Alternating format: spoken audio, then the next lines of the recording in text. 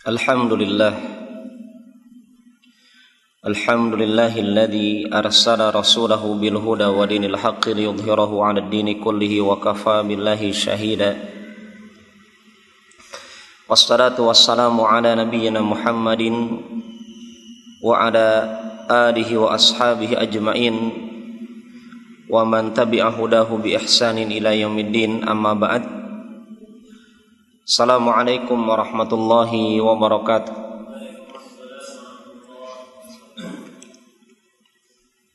Alhamdulillah, pada kesempatan kali ini kita akan melanjutkan pengajian dari kitab Al-Qaulul Mufid ala Kitab Tauhid. Bab yang akan kita bahas pada malam ini insyaallah adalah babu ma jaa fi kathratil half. Bab perkara-perkara yang berkaitan dengan banyak bersumpah. Bersumpah kita tahu di dalam bahasa Arab baik dengan kalimat al-halif atau al-yamin atau al-qasam, ini maknanya sama, seluruhnya adalah bersumpah.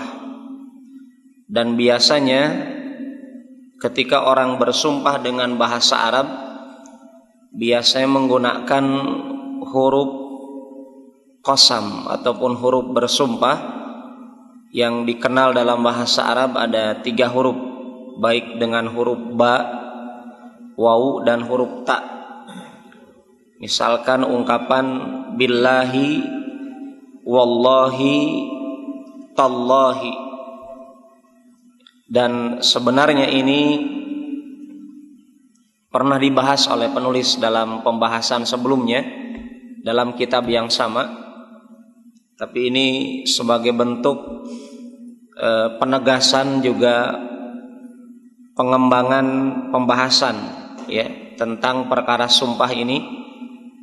Wallahu ta'ala a'lam. Akan tetapi ketika penulis mengulang pembahasan yang ada kesamaan dengan pembahasan sebelumnya, ini wallahu ta'ala alam bisa jadi menjadi bentuk kondisi banyaknya orang yang menyepelekan hal ini, dan juga sebagai bentuk peringatan ya kepada orang-orang yang gampang bersumpah.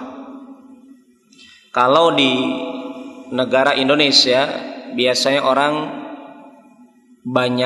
kebanyakan menggunakan kalimat wallahi, wallahi Pak Ustaz misalnya, dan seterusnya.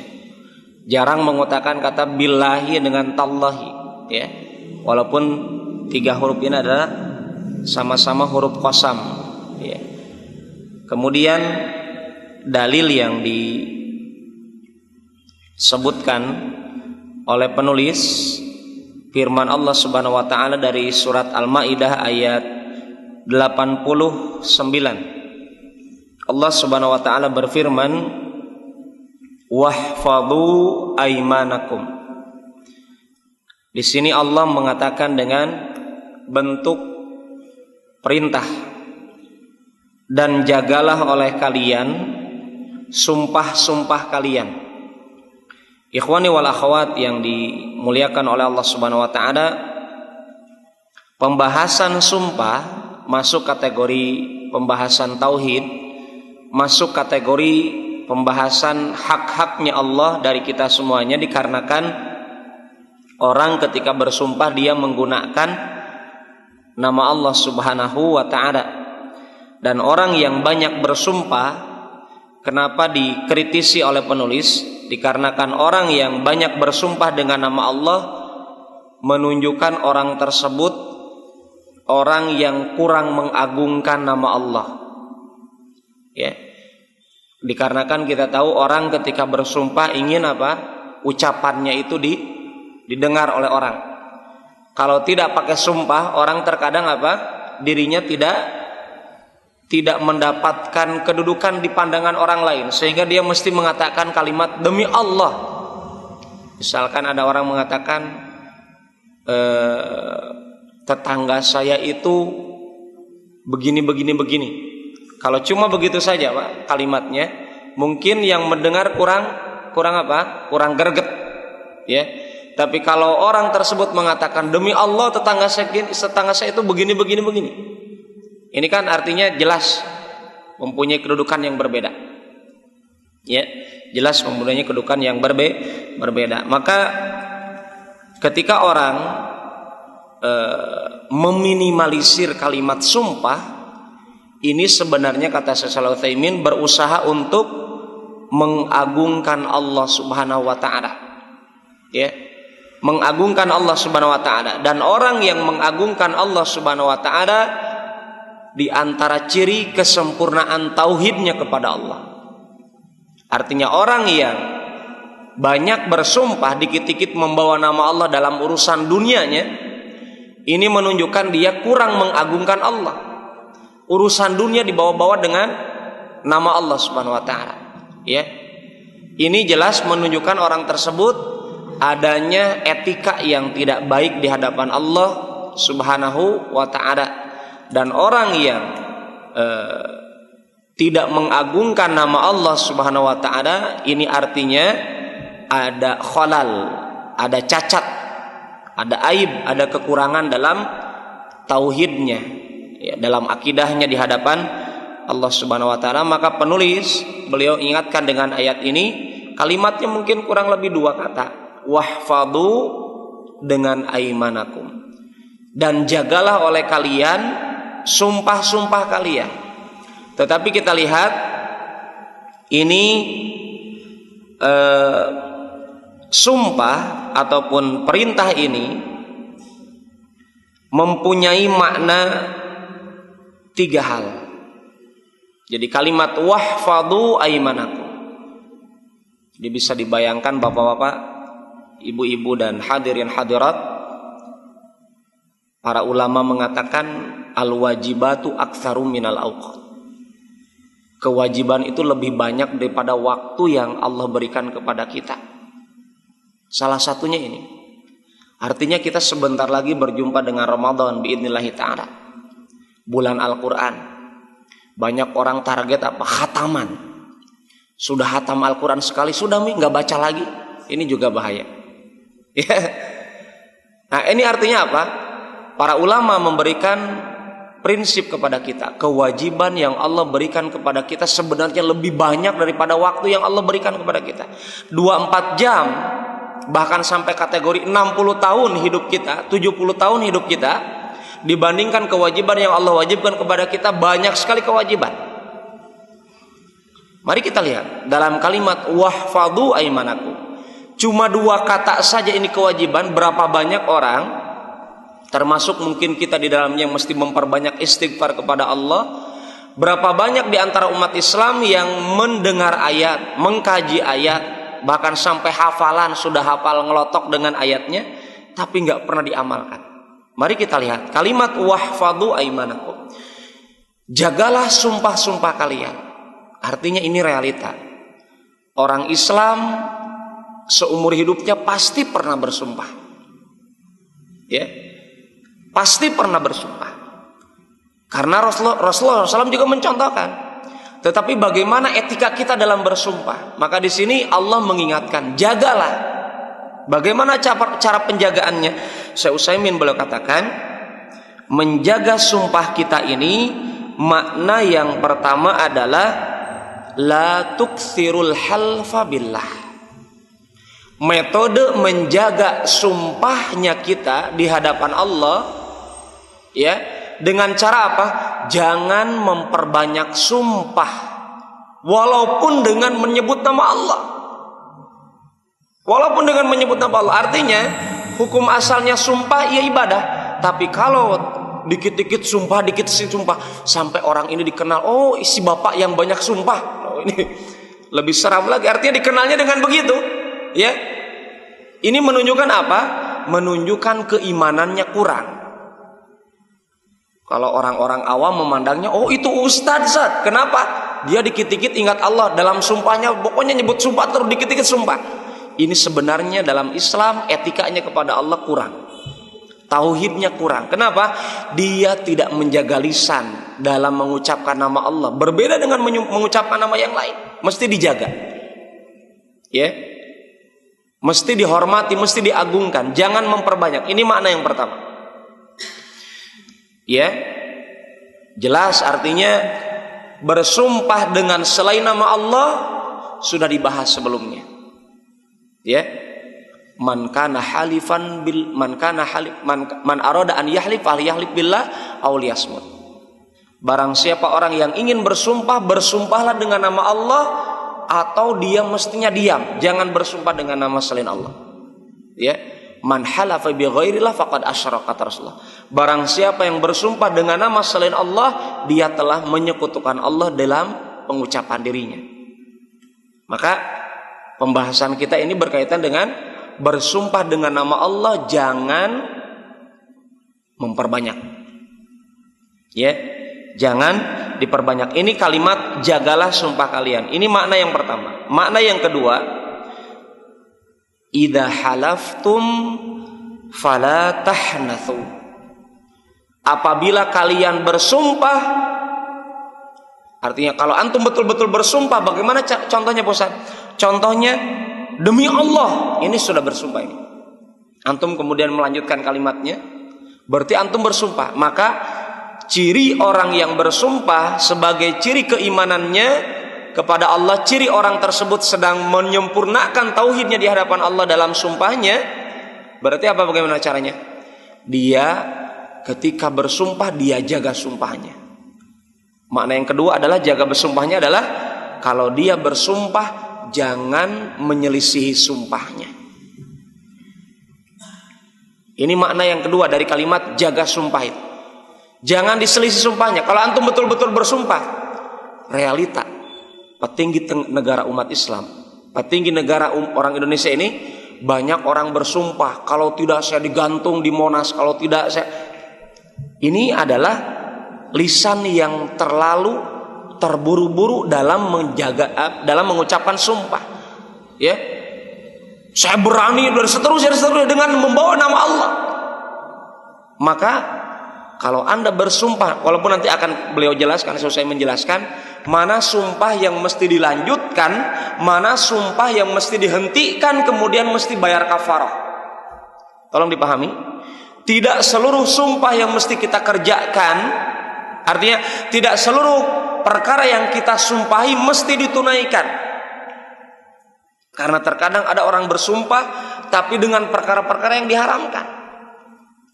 Tetapi yang sekarang ingin ana ingatkan adalah ayat ini tafsirnya kurang lebih 3 makna. Ini yang ingin kita ingatkan. Nanti pembahasan rincian sumpah bagaimana. Yang penting antum pahami dulu ayat ini. Ini perkataan Allah mesti betul kita pahami. Yang kedua tadi apa? Kalau kita bersumpah maka jangan menyelisih sumpahnya. Artinya mesti komitmen dengan sumpahnya. Itu orang beriman, tidak pelin-pelan. Ucapannya sekarang A, besok B, besok C, padahal dia bersumpah. Hati-hati. Kalau anda bersumpah perintah Allah apa? Ingat, ini perintah Allah. Dan hukum perintah apa? Wajib dan mesti segera ditunaikan. Ini hukumnya perintah. Yang ketiga makna jagalah sumpah anda. Idza halaftum fahanathtum fala tatrukul kafarah. Kalau kita bersumpah kemudian menyelisihi sumpah kita, maka wajiblah kita apa? Untuk membayar tebusan. Denda. Denda dari siapa? Bukan dari menteri, bukan dari pejabat, dari Allah yang menciptakan menteri dan pejabat. Syariat Allah yang akan kita pertanggungjawabkan bukan hanya di dunia, tetapi di hari kiamat. Itu bedanya. Ya, bedanya hukum manusia dengan hukum Allah. Kalau hukum manusia hanya dengan meninggalnya dia berakhir hukumnya, tapi hukum Allah di dunia juga ditegakkan, di akhirat juga dilanjutkan. Maka ini kalimat jagalah sumpah kita. Pertama adalah jangan banyak bersumpah. Kalau kita bersumpah jangan diselisihi. Kemudian kalau kita bersumpah dan menyelisih sumpah, maka jangan lupa untuk membayar tebusan, kafarah, denda. Ikhwan dan akhwat yang dimuliakan oleh Allah Subhanahu wa taala, Syekh Al-Utsaimin sedikit beliau mengajarkan kepada kita pelajaran usul tafsir. Metode menafsirkan. Karena pernah saya sebarkan di Facebook dan saya juga pernah mendapatkan realita saya hidup di samping aliran pemahaman yang tidak benar ini di Jawa, yaitu majelis tafsir Al-Quran. Pernah postingkan di Facebook. Kesesatannya adalah dia menafsirkan, banyak kesesatannya. Kita katakan dalam menafsirkan Al-Quran punya prinsip, punya etika.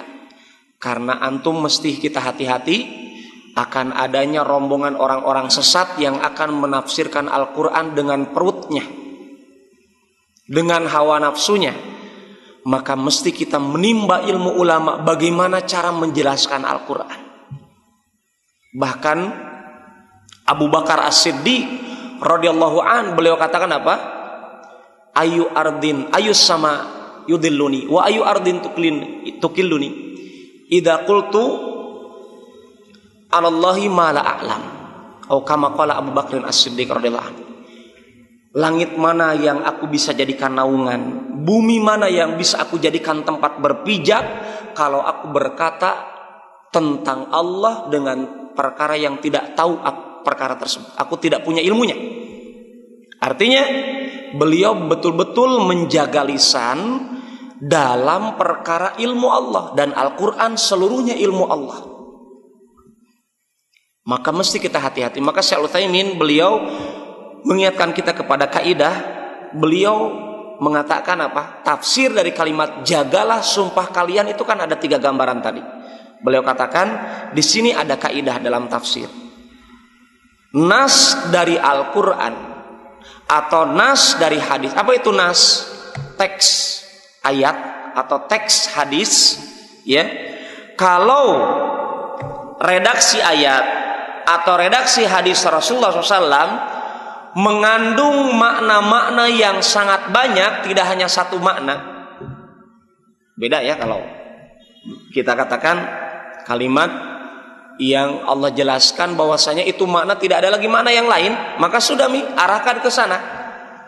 Artinya ketika kalimat fasalli li rabbika wanhar, ya, fasalli, salatlah. Ini salat atau salat apa? Salat. Artinya apa? Ya sudah makna salat. Maknanya berarti salat, bukan salat yang lain. Ketika tidak ada makna yang lain. Tetapi kalau ada makna yang lain seperti kalimat ini, jagalah. Bagaimana cara menjaganya? Dengan 3 gambaran tadi, 3 penafsiran tadi. Ketika makna-makna ini tidak bertabrakan antara satu dengan yang lainnya, maka apa beliau katakan? Wajib hamluhu 'alal ma'ani kulliha. Wajib kita membawa ayat tersebut kepada 3 makna ini. Ketika tidak saling bertabrakan. Dan kita lihat ketika ayat ini dijelaskan jagalah sumpah kalian dengan makna apa? Jangan banyak bersumpah, ya. Ketika kita bersumpah jangan dikhianati. Ketika kita mengkhianati sumpah maka mesti wajib bayar kafarah. Ini kan maknanya apa? Bentuk kita menjaga perintah Allah. Berarti apa? 3 kalimat ini, 3 makna ini bisa kita jadikan untuk tafsir dari ayat tadi. Ini kaidah, ya. Karena terkadang ada ayat mesti dimaknai dengan satu makna, tidak bisa dengan yang lain. Tetapi ada makna ayat yang berbeda-beda. Bagaimana bisa tahu, Ustaz? Belajar dari para ulama ahli tafsir dari kalangan Ahlus Sunnah wal Jamaah. Taib. Ikhwan dan akhwat yang dimuliakan Allah Subhanahu wa taala, kalimat memperbanyak sumpah ini yang dilarang ini adalah memperbanyak sumpah yang makudan wa maksudan. Yang sumpahnya ini betul-betul dia tegaskan, betul-betul dia bersumpah, dan yang dia maksudkan, yang dia kehendaki dengan sumpahnya. Kenapa demikian? Karena Allah mengatakan dalam surat Al-Maidah ayat 89 juga, la yu'akhidukumullahu billagwi fi aimanikum. Allah tidak mengambil, tidak dikatakan orang tersebut berdosa di hadapan Allah kalau dia bermain-main. Artinya sumpahnya itu bukan sebenarnya. Maksudnya bukan mempermainkan sumpah. Lagun ini adalah bukan main-main, afwan. lagu ini adalah sia-sia, sumpahnya tidak ada niat untuk bersumpah. Seperti ini maksudnya adalah kebiasaan orang Arab. La wallah misalkan. Begitu saja. Hanya ucapan obrolan biasa, tidak ada penekanan dalam sumpahnya, dalam ucapan kalimat demi Allah itu untuk diniatkan. Ya, ucapan orang Arab, uraf, kebiasaan orang Arab demikian. Artinya kalau di Kendari saya jarang-jarang dengar. Ya. Tetapi kalau ada orang mengatakan sumpah, maka kembalikan kepada orangnya. Kalau dia hanya sekedar ucapan obrolan biasa saja, tidak ada niat untuk bersumpah dalam perkara tersebut, hanya mengatakan demi Allah begitu saja, tidak diniatkan kepada sumpah. Artinya di sini tolong dipahami kaitannya dengan masalah niatnya dia ketika bersumpah. Ya. Ketika orang tersebut dia bersumpah mengatakan demi Allah tapi tidak ada niat untuk bersumpah, tidak ada maksud membawa demi nama Allah itu dalam perkara dunianya, maka ini tidak dikatakan dosa. Ya, tidak dikatakan dosa. Yang dimaksud memperbanyak sumpah di sini adalah dalam perkara-perkara yang dia niatkan. Dalam perkara-perkara yang dia niatkan. Yang pertama adalah orang jangan menyelisihi sumpahnya. Yang pertama ini ya,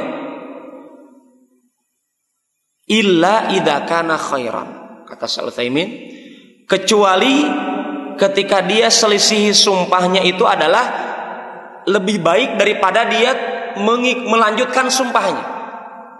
Bisa dipahami Pak?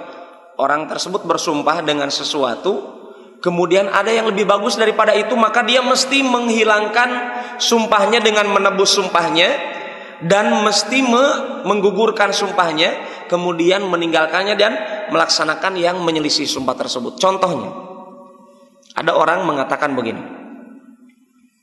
wallahi, demi Allah, saya tidak akan ngobrol dengan orang itu. Ngobrol berarti apa? Dia sumpah di hadapan Allah tidak akan bicara dengan orang itu. Taib. Dan orang yang disumpahi tadi untuk tidak diajak ngobrol itu sebenarnya orang beriman yang tidak pantas untuk dibiarkan.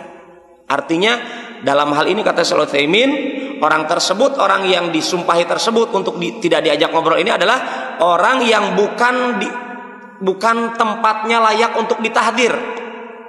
Karena dalam Islam ada kalimat ditahdirnya orang. Artinya bolehnya kita dalam Islam untuk tidak mengajak dialog dengan orang ketika orang tersebut adalah misalkan punya aliran sesat. Ketika kita berdialog dengan dia, kita takut ilmu sesatnya ditransfer kepada kita, maka dalam hal ini Islam membolehkan kita untuk tidak berdialog dengan dia, apa? Agar dia merasa disisihkan, kemudian dia tahu diri dan introspeksi diri dan bisa kembali kepada jalan Allah. Itu diperbolehkan. Dan pernah dijelaskan oleh Imam An-Nawawi rahimahullahu ta'ala bahwasanya ada perkara-perkara tahdir yang diperbolehkan. Demikian juga Imam As-San'ani mengatakan demikian. Sebagaimana hal ini disyariatkan pertama kali oleh Rasulullah SAW kepada Ka'ab ibn Malik dengan dua sahabat Rasulullah SAW yang tidak ikut perang Tabuk. Mereka selama kurang lebih 40 hari 40 malam tidak diajak dialog oleh Rasulullah SAW. Bahkan di salamnya mereka tiga orang ini tidak dibalas oleh Rasulullah SAW dengan sebab mereka meninggalkan perang Tabuk.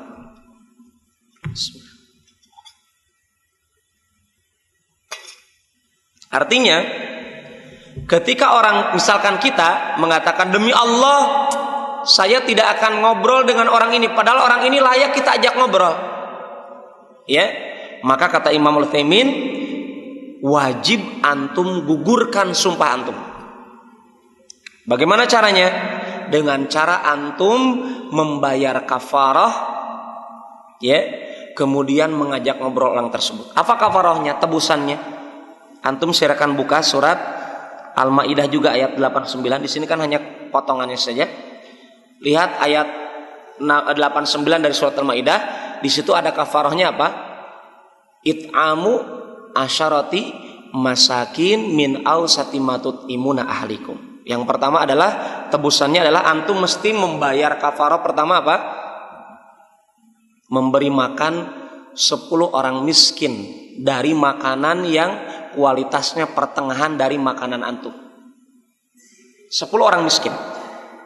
Asyarat masakin min ausat, dari pertengahan matut imuna ahlikum, yang kalian beri makan kepada keluarga kalian. Artinya kalau antum biasanya tiap bulan itu makanannya nasi, ikan, ayam, sapi, wah itu berarti bagaimana pertengahannya? Ya, pertengahannya adalah dari harga tersebut. Itu pertengahan. Adapun lebih bagus dari itu lebih baik. Ini minimalnya. Pertengahan dari makanan kalian. Kalau Anda bersumpah, kemudian sumpah tersebut adalah perkara yang mestinya sebenarnya tidak disumpahi, kemudian antum tinggalkan, mesti bayar kafarah pertama itu. Berikan makan 10 orang miskin. Au kiswatuhum. Allah berikan pilihan. Kalau antum tidak mau atau bukan tidak mau, tidak mampu dengan memberi makan ini, au kiswatuhum, berikan mereka pakaian. Pakaian apa ini maksudnya? Kalau antum kasih peci 10 peci, itu bukan pakaian. Kata Ibn Baz rahimahullah ta'ala, pakaian ini adalah pakaian yang layak untuk ibadah, menutup aurat. Minimalnya apa? Minimalnya adalah pakaian ihram 2 lapis. Nah ini artinya apa? Pakaian yang layak ketika orang sholat, orang tersebut layak dengan dipakaikan pakaian itu. Artinya ikhwan, kita lihat ajaran Islam ketika mendenda kita, memberi manfaat kepada saudara kita yang lain. Ya, ketika Islam memberikan sanksi kepada diri kita, subhanallah, rahmatan lil alamin. Ya, rahmatan lil alamin. Salah satunya ini, ketika kita bersumpah dengan sumpah yang mestinya kita tidak sumpahi, Allah denda kita dengan memberi manfaat kepada orang-orang miskin. Yang pertama memberi makan, kalau tidak antum dapat pilihan memberi pakaian, ya, au tahriru raqabah, Allah berikan pilihan, atau antum mesti membebaskan seorang budak. Ya, misalkan gampangnya sekarang di Suriah, saya dapatkan tadi beritanya, presidennya katanya resmi versi orang-orang Syiah Suriah, suara terbanyaknya 80% Bashar Assad. Kemudian misalkan ada saudara kita yang Ahlus Sunnah wal Jamaah, ditawan mereka, kemudian mereka jadikan budak karena peperangan kemarin, ya, maka kita katakan antum bisa, kalau antum mampu, bebaskan mereka, tahriru raqabah, ya, membebaskan budak yang diperbudak oleh musuh karena sebab peperangan, ya. Kemudian ini pilihan. Allah katakan au, ini sebentuk pilihan. Artinya kalau antum bisa yang pertama, atau kalau tidak yang kedua, atau yang ketiga. Kalau antum tidak mampu, Allah katakan faman lam yastati', maka apa?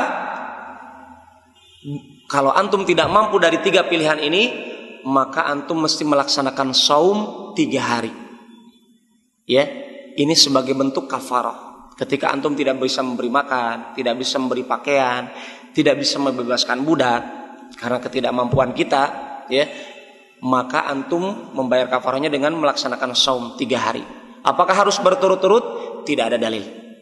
Tetapi mesti niat. Ingat, membayar tebusan kafarah hukumnya wajib.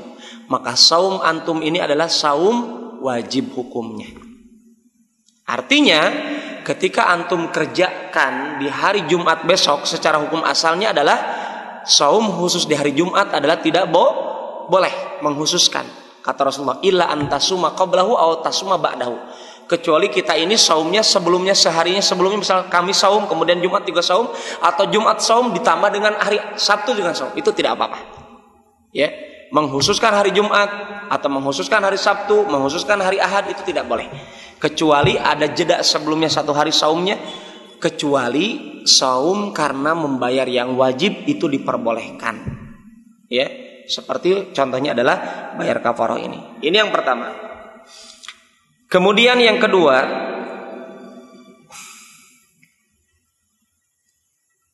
ada orang mengatakan begini. Ini studi kasus biasanya lebih memahami. Demi Allah, saya akan menolong teman saya naik motor ke Kendari Beach untuk bermaksiat. Dia pakai demi Allah. Maka ini bersumpah dalam rangka kemaksiatan. Boleh tidak? Jelas ini diharamkan. Ya, dan dia wajib bayar kafaroh. Kenapa mesti bayar tebusan padahal belum naik, Ustaz? Antum sudah mengucapkan demi Allah, saya akan membonceng teman saya untuk bermaksiat.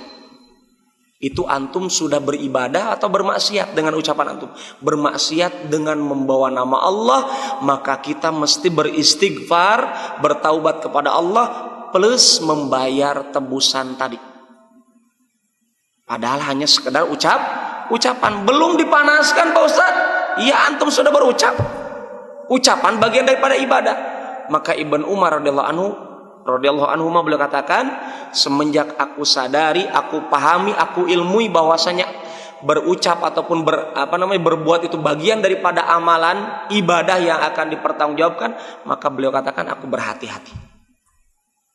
Di sini ikhwan, contoh yang kedua, ya. Kenapa demikian? Karena Allah katakan wala ta'awanu 'alal itsmi wal udwan. Jangan kalian tolong-menolong dalam perbuatan itsm, dosa dan permusuhan. Kemudian idza kana al-amru mutasawiyan.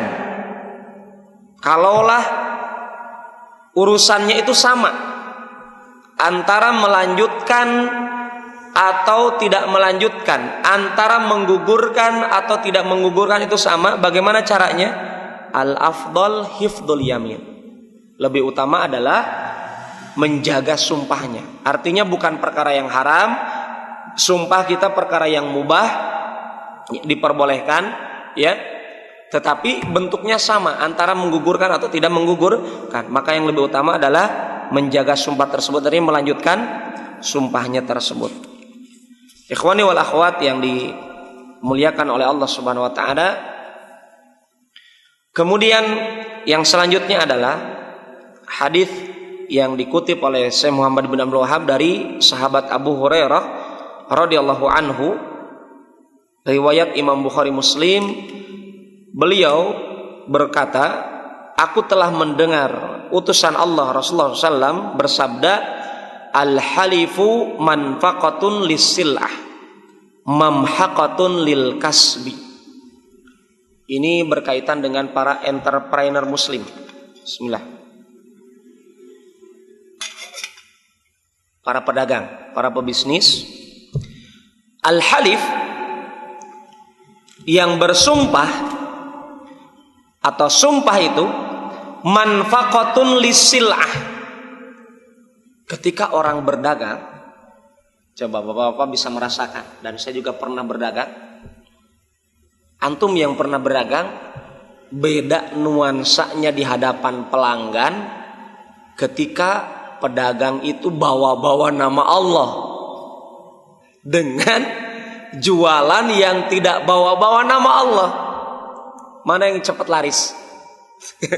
Para pedagang tahu, pasti ketika orang tersebut berdagang dengan bawa-bawa nama Allah. Yang pernah saya ceritakan, apa itu? Pedagang minyak urut di Puncak Bogor, saya pernah naik bis, dia dagang, terus dia jualan apa? Dimasukkan di minyak urutnya itu akar. Dia katakan ini akar-akarnya tongkat Nabi Musa. Ya, pakai bawa-bawa sumpah untuk apa? Untuk penglaris. Maka beda nuansanya orang mendengar mengatakan, "Pak, ini minyak urut jarang itu melirik." Tapi kalau dikatakan Nabi Musa, dikatakan nama Allah, mungkin lirikannya berbeda.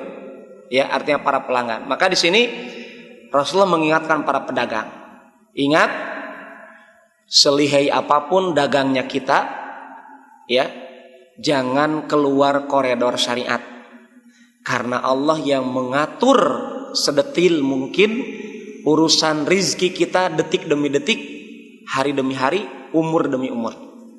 Artinya seberapapun kecerdasan kita dalam jurusan ekonomi bisnis kita, tidak bisa keluar dari ukuran Allah menetapkan rizki kita per hari ataupun per detik kepada kita. Walaupun kita sudah nyerocos sampai kayak hujan lokal kepada pelanggan kita, Tapi kalau pelanggan tersebut dia banyak berzikir kepada Allah, kemudian juga dia lihai juga membaca, lisan antum banyak bohongnya, sudah lewat.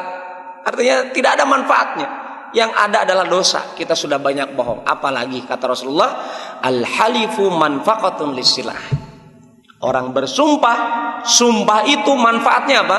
Memang seakan-akan bermanfaat, tapi berbahaya kalau banyak sumpah. Manfaqatun lisilah, akan menjadikan kenifakan dalam barang dagangan. Artinya apa? Manfaqah ini maknanya bisa jadi nifak, ya. Kalau nunnya berharokat fathah, manafaqatun. Tapi kalau disukunkan manfaqatun lisilah, artinya orang ketika dagang kemudian membawa-bawa nama Allah, demi Allah, oh ini pernah dipegang presiden anu, akhirnya jadi barang dagangannya lebih mahal. Demi Allah, maka Rasulullah, orang bersumpah akan menjadikan barang dagangannya laris. Itu realita yang diberitakan oleh Rasulullah kepada para pedagang. Tetapi berakibat apa? Mamhaqatun lil kasbi, akan membinasakan rizkinya, akan menghanguskan barang dagangannya. Ikhwani wal akhwat yang dimuliakan oleh Allah Subhanahu wa taala, tolong dijaga dagangan kita agar berkah. Biarlah labanya mungkin cuma 100-200 ribu atau setengah juta dalam sehari, ya.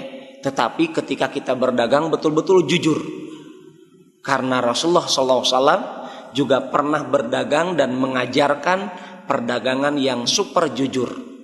Kita dapatkan dalam sejarah Rasulullah SAW ketika berdagang, barang dagangan yang dititipkan diamanahkan ibunda Khadijah radhiyallahu anha wa ardhaha, kita dapatkan barang dagangannya apa? Ada cacatnya. Rasulullah mengatakan, ini cacatnya, Anda mau beli silakan, harganya sekian. Kalau orang sekarang berusaha menutupi cacat dan berusaha langsung, Pak, pergi ke kasir biar cepat bayar, biar pergi sampai di rumah, ternyata di notanya ditulis apa? Kalau barang sudah dibeli. Itu realitas saat ini. Subhanallah. Orang Islam saat ini kerdil keimanannya dalam rizki yang akan Allah tetapkan. Padahal dia kalau jujur, subhanallah, berapa banyak para pelanggan yang akan harum mencium diri Anda. Artinya citra Anda akan harum di kalangan para pelanggan. Walaupun mungkin labanya kecil, tetapi pelanggannya banyak, alon-alon asal kelakon, ya. Biar sedikit tapi rutin. Ini lebih bagus dan membawa berkah daripada sekali beli dagangan antum, besoknya apa? Wajah antum sudah jelek. Jangan beli ke sana. Kenapa? Itu banyak bohongnya, banyak aibnya, ditutup dan seterusnya. Ini manfaatnya kejujuran, ya. Manfaatnya kejujuran. Pak ikhwan dan akhwat yang dimuliakan Allah Subhanahu wa taala, yang diingatkan oleh Syekh Utsaimin dalam kalimat Rasulullah, mamhaqatun lil kasbi, ketika orang banyak bersumpah agar laris dagangannya, berakibat kepada apa? Rizkinya akan binasa, baik secara maknawi atau secara hissi, baik secara panca indera atau secara makna. Bentuk panca indera maksudnya bagaimana? Mungkin ketika orang tersebut dikit-dikit bawa nama Allah, dikit-dikit bawa nama Allah, demi Allah Pak Ustaz, ini ya nggak ada itu di tempat lain. Ternyata kita cari di tempat lain, paling banyak di tempat lain daripada di tempat itu. Berarti dia telah membawa nama Allah untuk berdusta. Demi Allah Pak Ustaz, ini kain bahannya itu paling bagus dikendari, ternyata paling jelek. Sumpah dalam kedustaan dan seterusnya dan seterusnya. Pak ikhwan dan akhwat, dengan ini kata Syekh Utsaimin, ada janji dari Rasulullah SAW, hartanya akan binasa, bisa jadi kebakaran, bisa jadi dia penyakit anaknya, padahal penyakitnya ringan, tetapi pengeluarannya lebih banyak daripada penyakitnya. Artinya apa? Pengobatannya banyak, membinasakan hartanya dengan sebab itu, kata Syekh Utsaimin. Maka hati-hati dengan perdagangan yang tidak jujur. Ataupun berkahnya, kata Rasulullah SAW, akan dilenyapkan dalam hartanya. Mungkin tetangganya mendapatkan dirinya itu dagangnya sukses, tapi sukses dengan kebohongan, dengan membawa nama Allah. Dia tidak berkah. Dilihat oleh tetangga yang miskin, itu rumahnya gedong, ya, mobilnya mewah, tapi kehidupannya seakan-akan miskin hatinya. Pokoknya sedih. padahal hartanya banyak, melimpah, tapi tidak ada kegembiraan. Itu menunjukkan keberkahan tidak akan dirasakan oleh orang tersebut. Gara-gara apa? Membawa-bawa nama Allah dalam dagangannya. Ikhwani wal akhwat yang dimuliakan oleh Allah Subhanahu wa taala, satu lagi yang ingin Anda sampaikan adalah hadis dari sahabat Salman Al-Farisi radhiyallahu anhu ardah. Beliau katakan, Rasulullah SAW bersabda, "Salatah, ada 3 orang, la yukallimuhumullahu wa la yuzakkihim wa lahum adzabun alim." Naudzubillah. Ada 3 orang yang tidak akan diajak dialog oleh Allah. Tidak diajak ngobrol oleh Allah di hari kiamat. Padahal kata Syekh Utsaimin, orang beriman adalah orang yang di hari kiamat diajak ngobrol oleh Allah. Artinya orang-orang ini adalah orang-orang yang memang beriman tapi imannya kurang dengan dosa-dosa yang akan dikerjakan, yang akan diberitakan ini. Pertama, ancaman dari Rasulullah SAW, orang ini, 3 orang ini adalah di hari kiamat tidak akan diajak ngobrol oleh Allah. Padahal kita betul-betul meminta pertolongan tatkala itu apa? Betul-betul membutuhkan Allah Subhanahu wa taala. Tetapi di hari kiamat orang ini tidak akan diajak ngobrol. Wala yuzakkihim, tidak akan diberikan suci dirinya, tidak akan disucikan dirinya. Walahum adzabun alim, baginya siksa yang pedih. Naudzubillah tsumma naudzubillah. Yang pertama, asyaymitu zanin, orang yang sudah ubanan tapi berzina. Naudzubillah. Orang yang sudah dekat-dekat mati masih berzina, artinya masih tidak mau bertobat. Ya, orang yang sudah beruban, orang yang mendekat kematian tapi dia tidak mau bertobat, orang yang sudah tua tapi berzina. Naudzubillah, kita dapatkan di Kendari banyak. Ya, semoga mereka dibukakan pintunya taubatnya oleh Allah Subhanahu wa taala. Ini tidak akan diajak dialog oleh Allah, tidak akan disucikan, bagi mereka siksa yang pedih. Ya, orang yang tua tapi berzina. Yang kedua, ailun mustakbir, sudah fakir, nggak punya harta, sombong. Ada nggak Pak yang berarti? Orangnya melarat tapi sombongnya bukan main. Jarang-jarang tapi ada. Tapi kalau ada, naudzubillah, ya. Ada orang sudah miskin, melarat, masih sombong dengan kemiskinan. Wa rajulun ja'alallaha bid'atahu, dan lelaki yang menjadikan Allah barang dagangannya. Ini yang dimaksud oleh hadis Rasulullah yang sebelumnya, yaitu orang yang bawa-bawa nama Allah, bersumpah dengan dagangannya agar laris. Ini termasuk orang yang tidak akan diajak dialog oleh Allah, tidak akan disucikan oleh Allah, baginya siksa yang pedih. La yashtari illa biyamini, dia tidak membeli kecuali dengan pakai sumpah. Wala yabi illa biyamini, dia tidak menjual pasti dikit-dikit pakai sumpah. Artinya ini tidak mesti para pedagang, penjual juga, pembeli juga. Ada pedagang mengatakan, "Pak, demi Allah beli mie ini, pokoknya gini-gini," padahal dia bohong. Demikian juga pembeli, "Pak, demi Allah Pak, uang saya cuma segini," padahal itu di saku ini segini, padahal di saku ininya segitu. Artinya dia bawa-bawa nama Allah agar pedagang itu, ya sudah Pak, kalau Bapak uang, jadi betul-betul di hadapan pedagang itu agar diberikan dengan harga murah. Dengan bawa nama Allah dia bohong-bohong. Maka ini termasuk kategori apa? Tidak akan diajak dialog oleh Allah di hari kiamat, tidak akan disucikan, baginya siksa yang pedih. Ikhwani wal akhwat yang dimuliakan oleh Allah Subhanahu wa taala, masih ada waktu beberapa detik. Dalam hadis ini kita diajarkan oleh Rasulullah sallallahu alaihi wasallam, Allah berbicara.